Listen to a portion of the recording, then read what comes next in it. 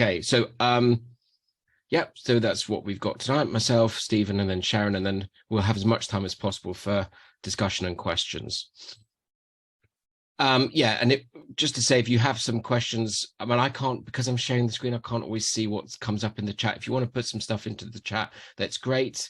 We'll also be making sure that some of the links go in the chat, and we'll be sending a lot of this information around afterwards, i.e. where there's links to things that are mentioned in the presentations. So very quickly, what is the SEND review? So the SEND review was in this form was launched on the 29th of March, although it was initially established all the way back in September 2019. And since then, there have been changes of the civil servants involved and changes of ministers involved. But we're in a slightly more steady place in terms of actually moving forwards with plans. It was a green paper, which is essentially a consultation document about potential policy or legislative proposals. So just throwing out a range of ideas or looking at a range of issues. And the aims remain to improve an inconsistent, process-heavy and increasingly adversarial system that too often leaves parents facing difficulties and delays accessing the right support for their child. And certainly that's, you know, one of the things that very few people would argue about, that kind of in a nutshell sums up the challenges with the SEND system. So there was a consultation last year, which then sought feedback on the green paper. So the overall aims could be pretty much and continue to run through these three sort of threads: the need to improve outcomes for children and young people with special needs, issues around the SEND system, and that's everything from sort of national, local complaints, redressal, things like that, and then certainly you could say this one's more from the top down, issues around value for money. And you could say that's value for money, or you could say does that mean cutting costs? And I think that's something also that is reflected quite strongly in some of the proposals. Just to flag up, obviously for our world, there's a particularly important link between the SEND review and the Down Syndrome Act.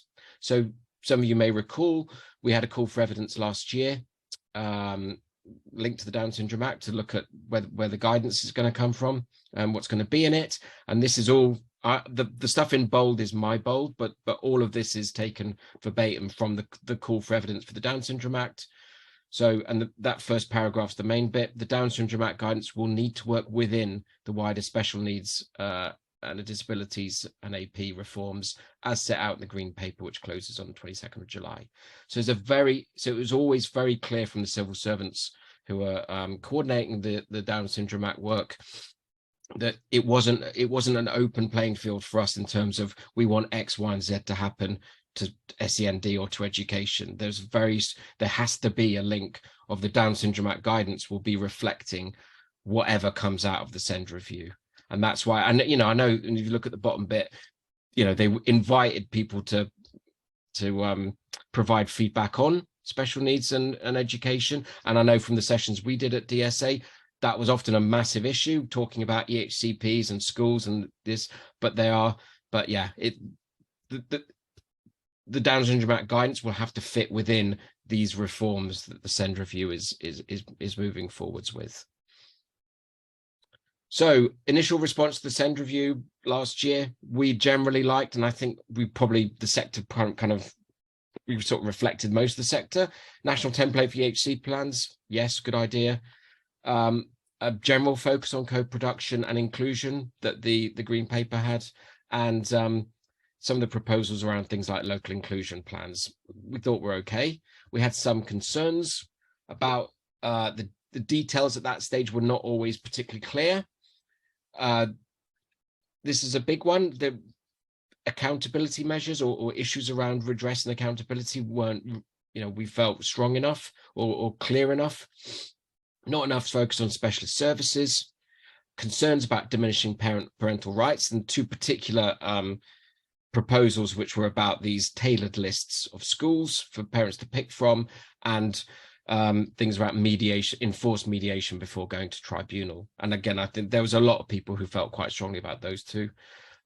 Where it would join up with other laws, reviews and strategies, and for example, in particular, the Down Syndrome Act, and actually specifically how to address and resolve the cost of SEND without diminishing the right support and the right provision still being available to meet children and young people's needs. So the improvement plan was launched on the 2nd of March, so fairly recently, and it includes, with all the bits and pieces, a response to the feedback, some specific improvements which are planned, and some proposals which will be tested and reviewed. There's a roadmap that came with it, which gives some of the timescales. And although the SEND review was very much a DFE exercise, and I mean, certainly I think primarily DFE civil servants, but it was released with a joint introduction between the Secretary of State for Education, who we know well as Gillian Keegan, who was previously responsible for the Down Syndrome Act, and the Secretary of State for Social Care. So, setting out, the two of them setting out a clear statement of coordination. Just some key points, and again, Stephen will be bringing some of his thoughts to what is key, because it's a pretty big document, about 100 pages, and Sharon likewise from the meeting yesterday with Special Needs Jungle. But I think one of the most important things to flag up is that there are, as it stands, no plans for any specific changes to any current legislation or developing any new legislation. So the legislation that governs SEND, which is primarily the Children and Families Act from 2014, it stands now, and it will continue to stand in terms of what is the law that local authorities, schools, etc. need to follow. But they have said that they want to amend the SEND Code of Practice, which is a pretty whopping document itself. But to do that, government can't just do that in isolation. That will also need a consultation and various stages to go through before that happens as well. They're continuing with the standardized EHCP format. The timescales are very interesting. There's a lot of stuff in there which is, I mean, by, I suppose, parliamentary standards, relatively long term. So some things will really get off the ground quite quickly in 2023, but there's a lot of stuff which is in the proposals is set to happen all the way up to, sort of quotes, the end of 2025. And bearing in mind, and correct me if I'm wrong, Stephen, we are due to have an election no later than 24th of January 2025.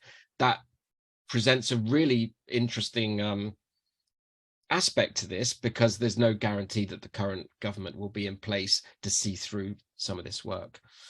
Many of the proposals will be tested through what they're developing, a program called the SEND Change Program, in a limited number of areas. And those who've been around for a while it will flag up the memories of the SEND Pathfinders that were linked to the Children and Families Act.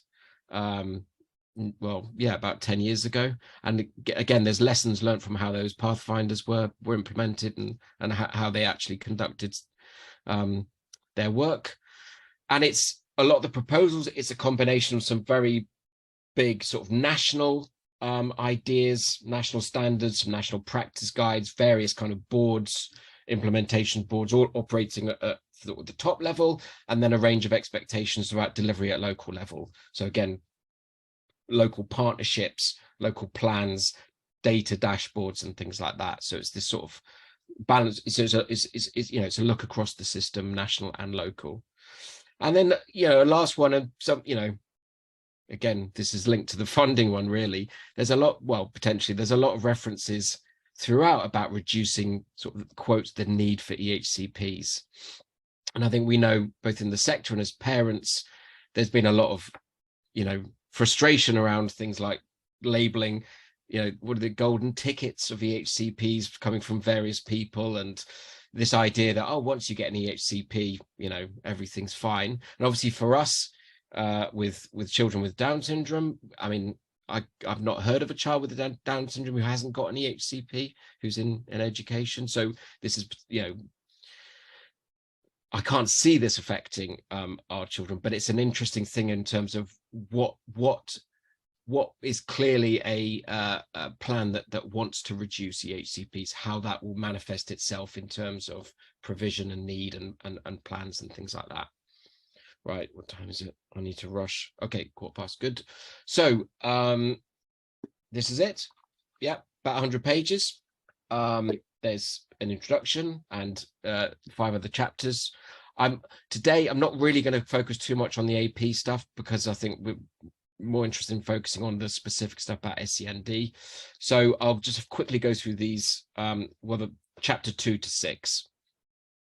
So this is the national stuff. So a series of national standards, and this is one of the ones end of 2025. And Stephen might want to come in on this later. I mean, a lot of people are saying you have the Children and Families Act, you have the SEND Code of Practice. That's essentially a set of national standards in terms of telling people what to do. So what is it? It's, you know, one of the things that comes out from the SEND review is how is it going to change what hasn't changed before? So if you know, we're having very high tribunal numbers, very high levels of, you know, if you look at some of the Ofsted and CQC inspections, a lot of concerns about practice. Now, if the code of practice and the law are not being followed, what is it the national standards will bring to rectify that situation? There'll be introduction of local SEND partnerships to develop local inclusion plans. And again, there are kind of things like this already in existence. So it'll be interesting to see how the new framework will create success which hasn't existed in the past. The change program, which I've already discussed, there's some big numbers on current new special free schools, some of which are currently already in the process of being opened. Some innovative approaches to short breaks. A review of the social care legislation, so that's would be linked to the Children's Social Care Review, which we've discussed in the past, and which was also a caveat in the Down Syndrome Act guidance in terms of having to fit into whatever comes out of the Children's Social Care Review. The standard EHCP template plus digital systems, and that's another one that's going to take some time.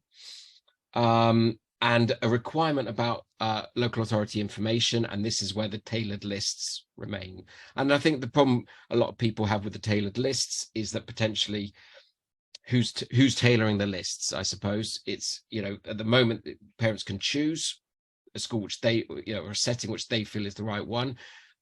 And the question might be, what is determining if a local authority are picking that list, what's determining their decision making on that list? Is it about, and there's some concerns that it might be one about, is it in the need, you know, is it about addressing the needs of the child, or is it about potentially cost cutting or filling gaps where there are spaces to fill? So there's still a lot of concerns about that. The other thing I'll mention today is it's quite interesting looking at the language in here, because we're not talking about changes in legislation. Is there's a lot of stuff which isn't about, we will make sure that X happens. And some of the language that comes later on, you know, things like encouraging and asking people to do stuff, again, is quite telling. So chapter 3, transitions, most of this is quite good. Most of this is fine about preparing for adulthood.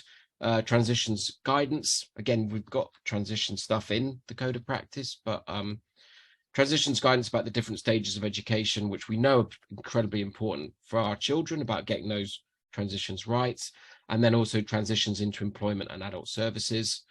A specific pilot on English and mathematics requirements for apprenticeships, increasing capacity around supported internships, continuing to support the adjustments passport pilot, and improving the disabled students allowance process. So that's quite a fairly short and snappy chapter. Next one is there's a lot of stuff on workforce and leadership. So there's the first one, there's currently already a SENCO's qualification. They're going to change that. They're going to so this is another one about interesting language. They're going to review the initial teacher training and early career frameworks, which doesn't necessarily really say what they're going to do. They're just going to review it. So that'll be interesting to keep an eye on. There'll be some increasing places for I think it's 2,000 or 3,000 places for early years SENCO. And I think some of the early years mentions in this are actually quite encouraging. About early years often does get left out. And again, for our world, where we'll have a diagnosis pre-birth or at birth, early, you know, we are going into this from the very early years. So that focus on early years is, you know, for us is extremely important. There's a section on increased capacity of specialists, and they specifically mention educational psychologists, speech and language therapists, and obviously, especially the latter. That's again a particularly important group for us. Think about engaging with those speech and language support from as early as possible. There'll be a joint DFE and DHSC, Department for Health and Social Care, approach to the workforce, but again, not until 2025. There'll be some practice guides developed. There'll be some new guidance on, well, they'll propose, again, this is the kind of the woollier language. They'll propose new guidance on send casework. They will look into, there's a lot of discussion, I think, I mean, certainly I remember during the consultation was about teaching assistants, and we all of us who have children at school know the value of a good teaching assistant and just what a massive significant part they play in our children's education. So there's something, so the initial point is going to be some research on I suppose, you know, some of the big issues around teaching assistants, you know, retention and salary and things like that. And they're going to strongly encourage, another one of those you know, interesting wordings, adoption of the designated social care. What's the O stand for? Officer? Officer, I think it is. So it's basically on mute. It's officer, Chris. Yeah. In each local area. So again, but that would be through an amended code of practice. And you know, I know that there's you know, there's a lot of areas where these exist already. But yep. So that's the workforce. Chapter 5, accountability. So again, this was, you know, a huge area during the consultation of concern that that both the sector and parents felt about this system is simply not accountable enough. So the proposals here are local and national dashboards to show, I guess, indicators of what's working well or what isn't. Another updated Ofsted and CQC inspections. So they've been, I think, fairly strong successes of the Children and Families Act, these local area inspections. So another round of those with a slightly different focus. And then some stuff that I still think isn't articulated that clearly: a ladder of intervention for local areas, greater powers for the Secretary of State for Health, and that's actually through a different piece of legislation, the Health and Care Act. And again, quotes, robust action where statutory duties are not met. And again, you sort of think, what statutory duties aren't met all the time right now. So what is that? What will that robust action look like? So ICBs, integrated care boards, to have a send lead. And this is another one that's interesting for us, because one of the things that was promised through the Down Syndrome Act, it's not in the legislation of the Down Syndrome Act, but it was promised in a parliamentary debate by Gillian Keegan in her previous role, was that integrated care boards there would be some link between the Down Syndrome Act guidance and integrated care boards. And we suspect that's going to be someone who holds that remit, or holds a remit on you know, the interests of or the support of people with Down syndrome. But until the ICB guidance comes out, which should be coming out quite soon, we're not entirely sure what that will look like. And we're not entirely sure, there's going to be a lot of groups who want representation on ICBs, integrated care boards, and there's probably going to be one. So there'll be one for SEND, there'll be one probably linked to Down syndrome, people with learning disabilities in general, people with autism, I suspect. So there's going to be a whole lot, and the question will be, will it be one? It's unlikely to be one person for each of those groups. There's quite often going to be someone maybe with a number of hats on. So that's something to keep an eye out. They're going to facilitate a more joined up response between DFE and NHS England. And again, it'll be interesting to see what that actually looks like. Strengthening redress for disagreements, clarifying responsibilities. Okay.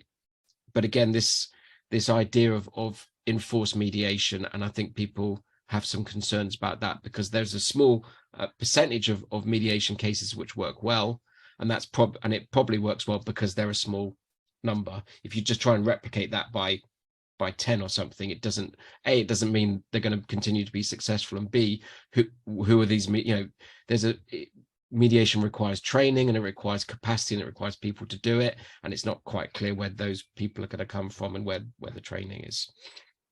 And then some transparent processes for movement of pupils without EHCPs to address behavioural needs. And then finally,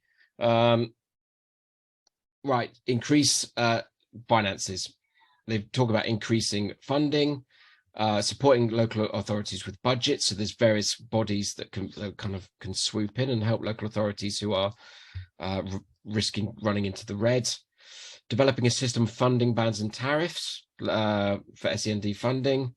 They'll be responding to a consultation from last year on the national funding formula. Incredibly complex thing, but it'll be interesting to see what they come up with. And then they'll be re-examining the state's relationship with independent special schools. So that's it. So it's 100 pages. Have a look. The introduction sort of sets stuff out in a nutshell. So that, which is about 15 pages, which is you can have a look at. So very quickly, next steps from the DSA. We did a short statement when it came out. We are working on a full briefing at the moment, which will be out very soon.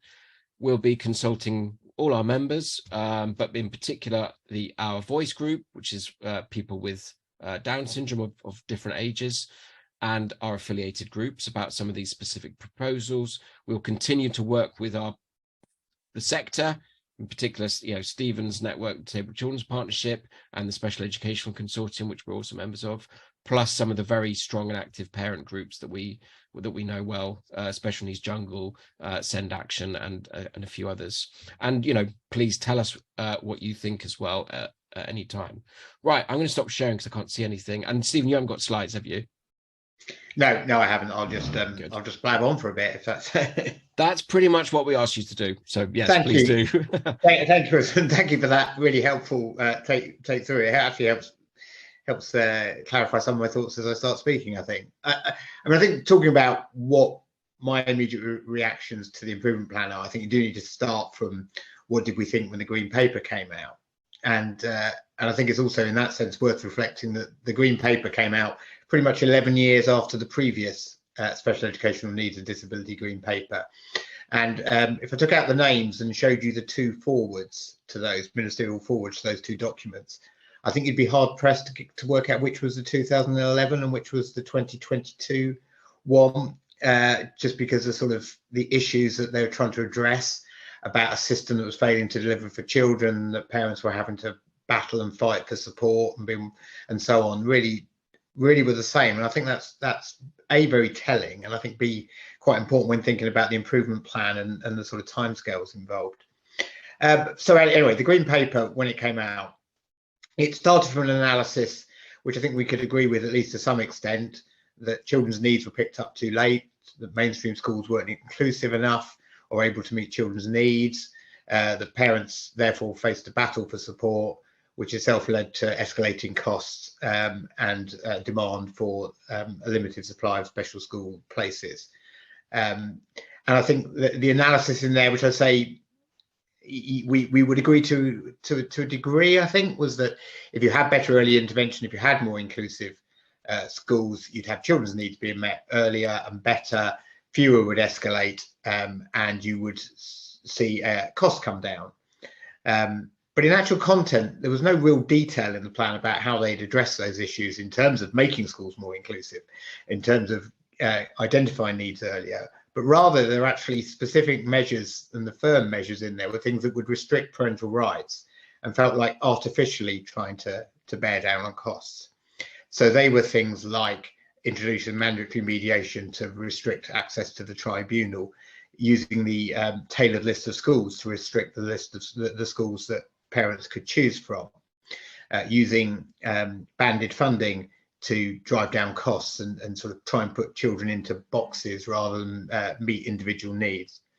And there are also concerns about the potential impact of the proposed national standards and how they might cut across existing statutory rights and protections, and whether they would undermine those. And there was a really big gaping hole in the Green Paper on called accountability, just very little in there on that. So that really led to an overall fear on the Green Paper that it was about cutting costs, not really about improving outcomes for children and families, but rather about managing a budget which the government sees as going out of control. And there were specific proposals, as I say, that we had real concerns with. And from the Disabled Children's Partnership point of view, that meant a lot of our campaigning on the Green Paper and during the consultation was focused on two things. One was on trying to get the government not to go ahead with those worrying proposals, And secondly, was actually just trying to engage and give more parents the chance to take part in the consultation, almost as it were, regardless what their views were, but just to facilitate that wider participation. So that brings us on to the plan itself.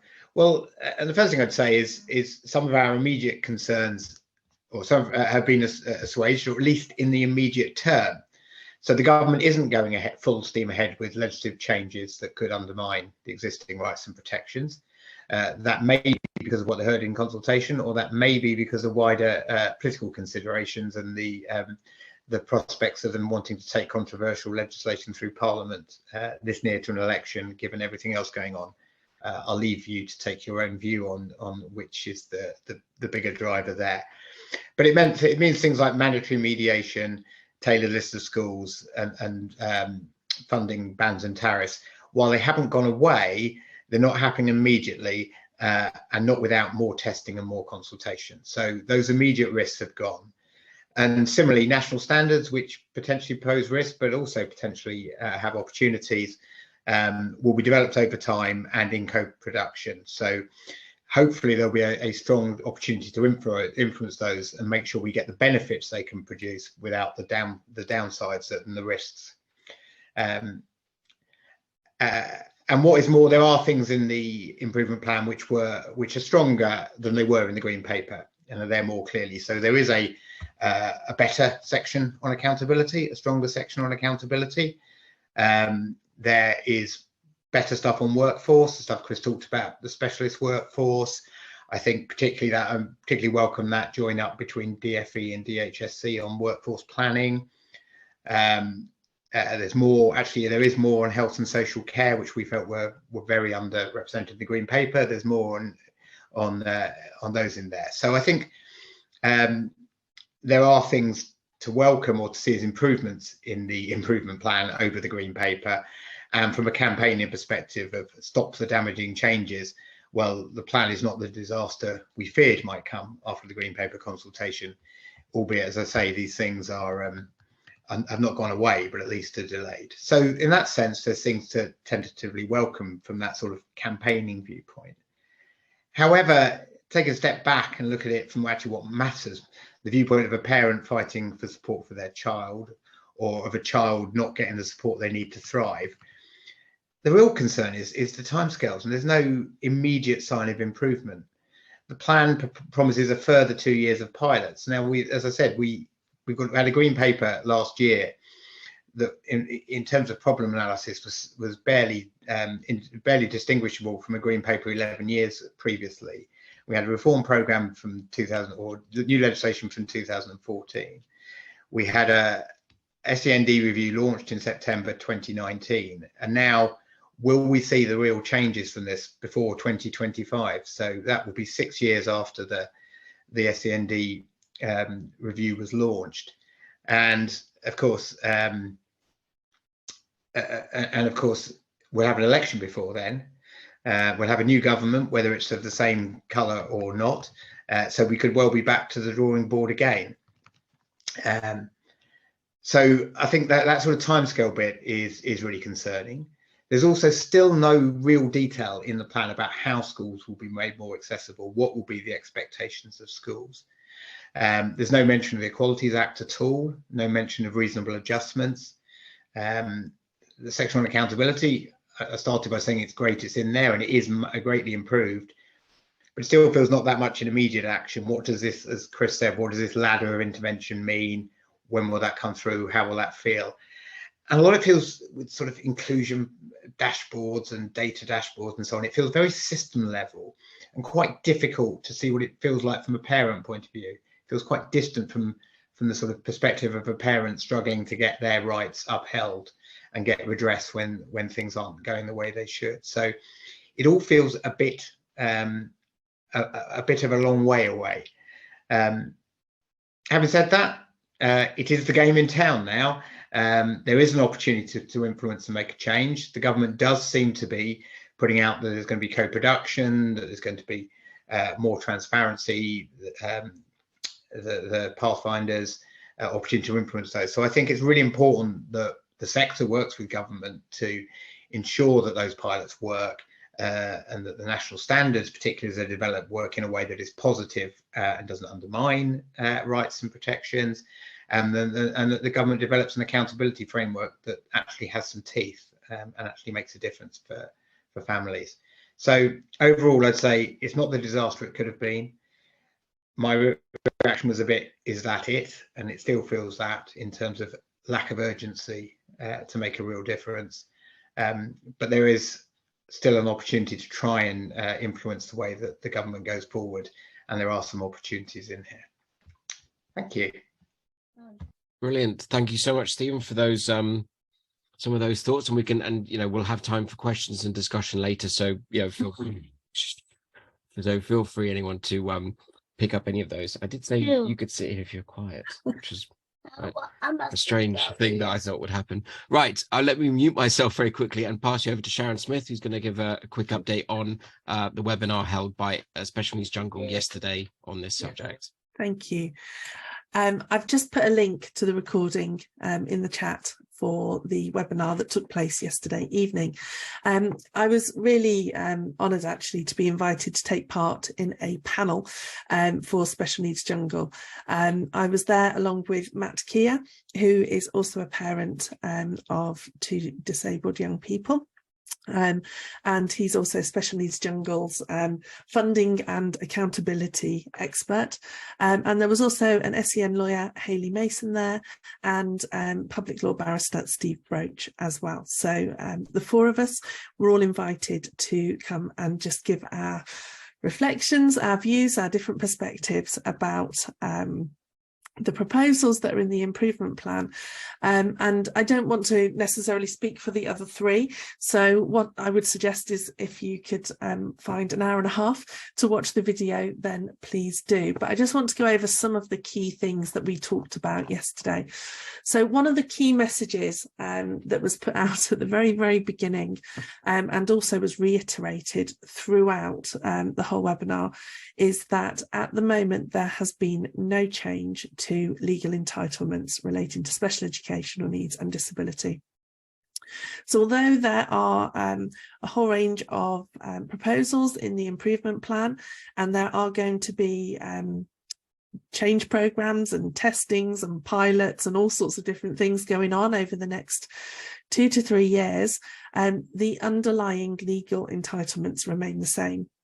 So there has been no change to the EHCP assessment criteria. There is no change at all to your rights to appeal, and there's no change to mediation either. And those things are really important to recognise, because even if you are taking part, if you're in one of the areas where these proposals are going to be tested, it is just that, it is a test, and your existing rights to state a school that's your preference, for instance, even if you're in an area that's testing the list of tailored list of schools, you've still got those existing rights. And then if the school that is named isn't the one that you're looking for, you still have the right to appeal. So it's really important that you're aware of that. And that was, as I say, something that in particular Hayley and Steve were really keen to remind people of yesterday. So in terms of other things that were discussed, we, like Chris pointed out earlier, we were all saying that we felt that cost was obviously the major driver here, but almost under a cloak of equity and care, as though by saying that this is going to improve outcomes and it's going to make things better for children and young people, that it will, but we don't yet have the detail to actually know whether it will or not. There is the potential for a lot of confusion over the next 2 or 3 years whilst these proposals are being tested. Everybody as well similarly stated sort of disappointment at a lack of greater accountability measures. I know Stephen's just said that there are some, and there is more detail than the green paper, but still accountability is something that obviously parent and carers have been asking for, more accountability, and I think in particular actually being able to have accountability measures for those mainstream schools. So that, we're seeing here a plan that's saying more children will be educated in mainstream education. but actually what happens if those mainstream schools are not delivering those national standards? What accountability measures are there? There was concern last night about some of the things that maybe have been pushed towards the end, or are they going to be tested? So compulsory mediation, the tailored list of schools. Within the consultation responses, parent and carers were absolutely not in favour of those proposals, and they haven't gone away. So they're still there, they're still lurking, and I think there was some concern about that. In terms of, I'm just going through my notes here, in terms of maybe something that's more positive, the delivery of standard EHCP templates was seen as probably something that was fairly positive. That would enable you, if you're moving house from one area to another, and also it's likely to support professionals that are working across more than one local authority area, so that they've got that standard template to be working with. But it seems that that's one of the things that's not coming until 2025. So, you know, something that maybe could be quite positive and could have a positive impact is not coming in immediately. So again, there were sort of questions about why that will take so long. Generally, the sense was there's not really an awful lot of transformation in this improvement plan. A lot of us who were on the call last night have been involved in this world since before even the 2011 Green Paper. Many of us were involved in those Pathfinder trials, and it just feels that we are going back to a similar period of testing and evidence gathering. And as Stephen rightly said, there doesn't seem to be an urgency to actually be addressing the crisis that's happening for families right now. So that is obviously a concern.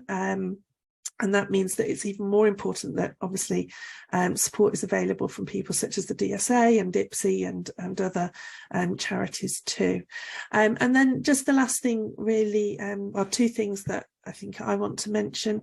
I think I personally was concerned that inclusion is being discussed within the plan as a means to reduce costs rather than it being something that actually is positive in itself.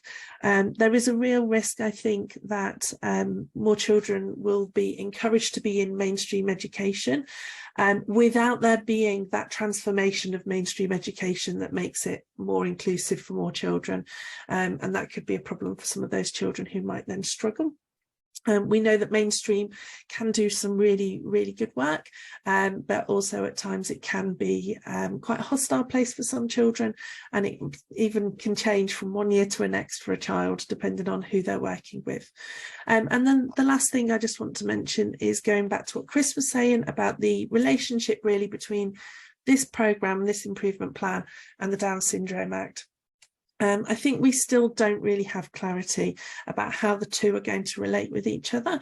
But there is a danger, I think, of if we're looking at things such as national standards and national banding and tailored lists, I think there's a real danger that alongside some guidance that basically says this is what you need to do for children with Down syndrome, it may result in some blanket policies rather than our children being seen in terms of their individual characteristics, their individual strengths, their individual needs. I think there is a real danger that when we have these standards that say this is the box that that child fits in, that our children will be reduced to their diagnosis rather than their individual needs and person-centred planning. I think although co-production has been mentioned throughout the improvement plan and the Green Paper,